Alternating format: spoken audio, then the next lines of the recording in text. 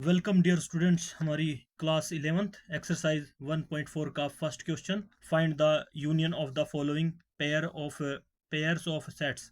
यहाँ पर हमारे पास निम्नलिखित कुछ सेट दिए गए हैं जिनमें हमें यूनियन को फाइंड करना है, निकालना है।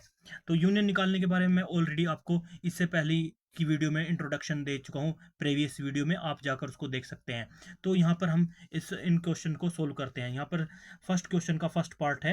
यहाँ पर दिया हुआ है एक्स के सेट के तौर पे, सेट एक्स में एलिमेंट है 3 1 3 5, वाई पर दिए हुए, वाई सेट में दिए हुए हैं 1 2 3।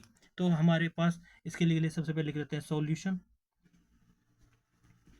सॉल्यूशन के तौर पर हमारे पास क्या होगा, इस हमारे पास ऑलरेडी सेट दे रखे हैं, तो हम इसको किस रूप में लिखेंगे। यूनियन का हमें पता ही है ऑलरेडी क्या सिंबल होता है, एक्स यूनियन वाई, हमने ये लिखा।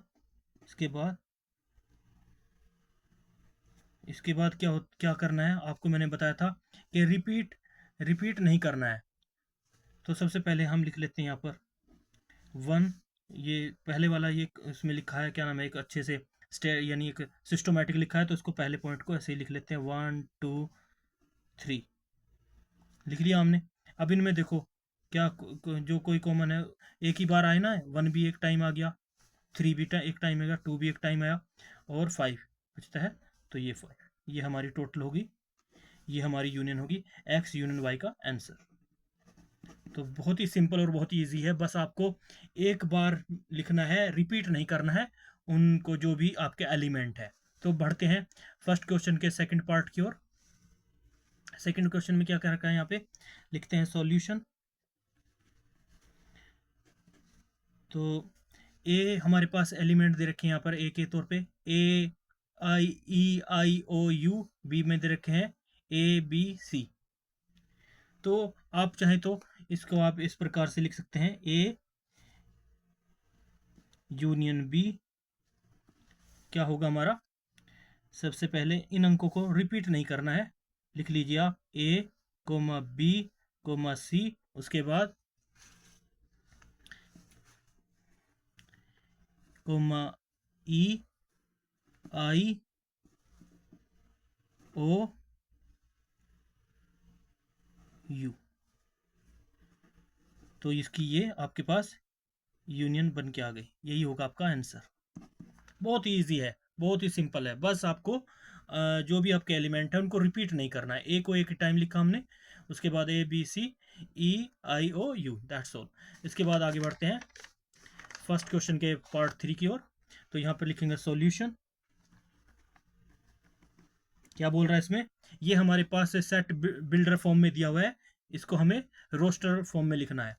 और यहाँ पर बी सेट बी, यहाँ पे बोला है A is equal to x such that x is a natural number and multiple of 3। तो यहाँ पर सबसे पहली बात को हमें समझना होगा, एक तो ये नेचुरल नंबर के बारे में बता रहा है कि नेचुरल नंबर है हमारा एक्स, और मल्टीपल ऑफ 3 यानी यहाँ पर 3 की टेबल्स की है, टू कंडीशन दी हुई है। फर्स्ट कंडीशन में ये multiple bye of 3, multiple of 3 का मतलब होता है 3 का हमें टेबल पढ़ना है। और नेचुरल नंबर तो हमारे कौन कौन से होते हैं, 1 2 3 4 5 6 7 8 9 10, कंटिन्यू इन्फिनिटी तक है। लेकिन यहाँ पर बात की गई है कि हमें मल्टीपल ऑफ 3 के नेचुरल नंबर को लिखना है। तो हम सबसे पहले यहाँ पर ए सेट के लिए इसको सोल्व कर लेते हैं और लिख लेते हैं 3 के मल्टीपल कौन से होंगे। यहाँ पर हमें सिर्फ नेचुरल नंबर तो हमारे 1 2 3 4 1 से शुरू होते हैं और इन्फिनिटी तक जाएंगे ये, लेकिन हमें यहाँ पर 3 का मल्टीपल कही गई बात, तो हम 3 के मल्टीपल के तौर पर 3 1 ज़ा 3, 3 2 ज़ा 6, 3 3 ज़ा 9, 3 4 ज़ा 12, सो ऑन टू मच, यानी आप लिख सकते हैं कंटिन्यू इन्फिनिटी तक है। इसके बाद बी सेट की बात कर लेते हैं। बी सेट में आ जाइए। बी सेट में क्या कह रहा है, x such that x is a natural number less than 6। यहाँ पे कह रहा है कि x जो है वो एक नेचुरल नंबर है, प्राकृतिक संख्या है जो 6 से कम है, 6 से कम है। तो 6 से कम हमारे नेचुरल नंबर कौन कौन से हो सकते हैं, तो हम इनको लिख लेते हैं 1 2 3 4 5। हम 6 को नहीं लिखेंगे क्योंकि 6 से कम के ही बात की गई है, तो 6 से कम ही हमारे नेचुरल नंबर आ चुके हैं। तब अब इनमें से क्या करना है, हमारे जैसे क्वेश्चन में कहा गया है यूनियन लिखना है, तो ए यूनियन बी करना है।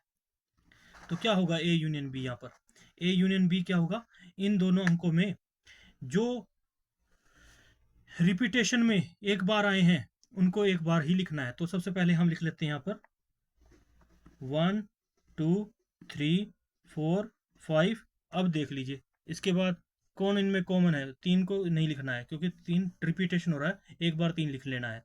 उसके बाद 6, उसके बाद और 9,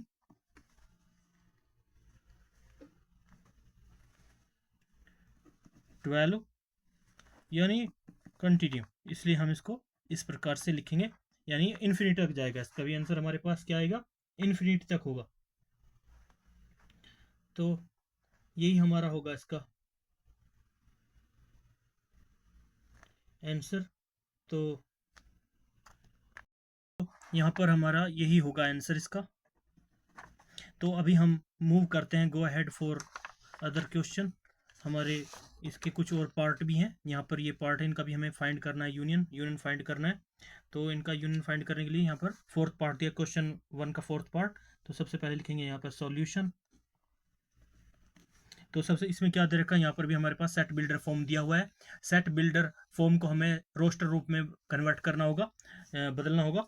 तो सबसे पहले क्या कर रहे थे, यहाँ पर ए के बारे में, ए सेट में क्या दिया है, x such that x is a natural number and 1 less than x and यानी 6 less than equal x less than 6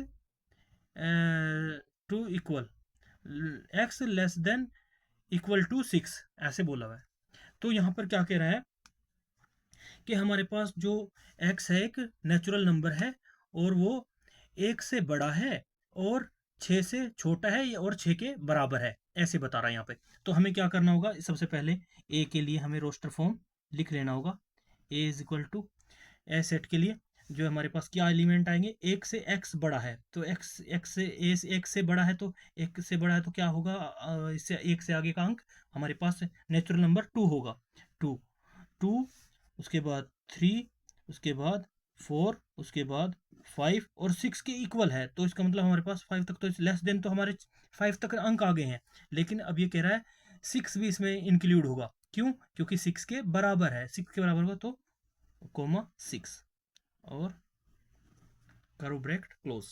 उसके बाद अब बी के लिख लेते हैं। बी के एलिमेंट्स कौन कौन से आएंगे हमारे पास, सेट बी के एलिमेंट होंगे हमारे x such that x is a natural number and 6 less than x, x less than 10। तो यहाँ पर क्या कह रहा है कि x जो है एक नेचुरल नंबर है और वो जो है 6 से बड़ा है, 6 से बड़ा है और 10 से छोटा है। तो 6 से कौन बड़े हो सकते हैं हमारे अंक, तो 6 से कौन कौन से बड़े अंक हो सकते हैं हमारे पास, 6 से अंक हो सकते हैं बड़े 7, उसके बाद 8, उसके बाद 9। लेकिन 10 को हम नहीं लिखेंगे क्योंकि 10 से हमें कमी चाहिए, लेस देन चाहिए। तो ये हमारे पास बी सेट भी रेडी है।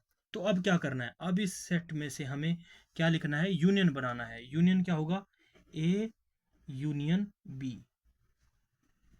ए यूनियन बी क्या आएगा हमारा, ए यूनियन बी यानी इकट्ठा करना, लेकिन रिपीटेशन नहीं होनी चाहिए, मेन पॉइंट ये है।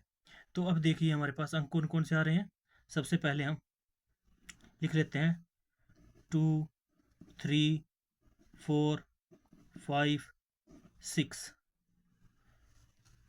इसके बाद कुछ और नज़र आ रहा है इसमें, कॉमन तो कुछ नहीं है, तो डायरेक्ट लिख लेते हैं 7 8 9। दैट्स ऑल, यही होगा आपका आंसर। ये आपका आ गया ए सेट ए और बी सेट का यूनियन फॉर्म। तो इस प्रकार से दैट्स ऑल, ये क्लियर है। अब बढ़ते हैं नेक्स्ट क्वेश्चन की ओर। यहाँ पर क्या कह रहा है, सबसे पहले लिख लेते हैं सॉल्यूशन। सेट ए में दिया हुआ है, यहाँ पर सेट ए के एलिमेंट है 1 2 3 और बी में दे रखा है ओनली 5। 5 का मतलब होता है इम्पीटी सेट। तो इम्पीटी सेट, तो हमारे पास ऑलरेडी सेट ए है, तो बी 5 सेट है। तो बी का मतलब क्या होता है हमारा, इम्पीटी सेट। यानी पहले हम बी को सोल्व कर लेते हैं। यहाँ पर बी का मतलब 5 सेट है, तो बी का मतलब होता है इम्पीटी सेट यानी खाली सेट। अब यहाँ पर बी सेट में कुछ नहीं है और ए सेट में ऑलरेडी सब कुछ है, तो बी सेट खाली है, तो फिर क्या हमारे पास आएगा इसका आंसर? ए यूनियन बी हमारा होगा। जो हमारे ए सेट में जितने एलिमेंट दे रखेंगे वही आएंगे, क्योंकि इसका मतलब तो कुछ ही नहीं होता, तो इसको कुछ भी नहीं लिखेंगे और कुछ नहीं लिखेंगे, इसके लिए हमारे पास डायरेक्ट आंसर आ जाएगा। इसके आंसर होंगे A union B, A set union union B set. तो इसका आंसर होगा हमारे पास 1 2 3, यही हमारे एलिमेंट होंगे इसके, और यही हमारा हो जाएगा आंसर। तो मिलते हैं नेक्स्ट वीडियो में नेक्स्ट सवाल के साथ, तब तक के लिए बाय बाय, जय हिंद।